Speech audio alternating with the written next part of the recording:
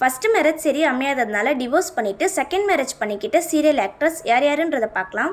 Number 4 Nithyaram. Nithya Vinod கவுடாவை கல்யாணம் பண்ணிக்கிட்டாங்க. இவங்க 2 பேருக்குள்ளேயே ஒத்து போகாததுனால டிவோர்ஸ் பண்ணிக்கிட்டு இப்போ கௌதம்ன்றவங்கள செகண்ட் மேரேஜ் பண்ணிக்கிட்டாங்க. நம்பர் 3 நிவேதிதா. இவங்க ஆரியனை கல்யாணம் பண்ணிக்கிட்டாங்க. கொஞ்ச நாளே 2 பேரும் டிவோர்ஸ் பண்ணிக்கிட்டாங்க. அதுக்கப்புறம் சுரேந்தரை கல்யாணம் பண்ணிக்கிட்டாங்க. இவங்க 2 பேருக்கும் ஒரு அழகான பெண் குழந்தை இருக்கு. நம்பர் 2 சுபிக்ஷா.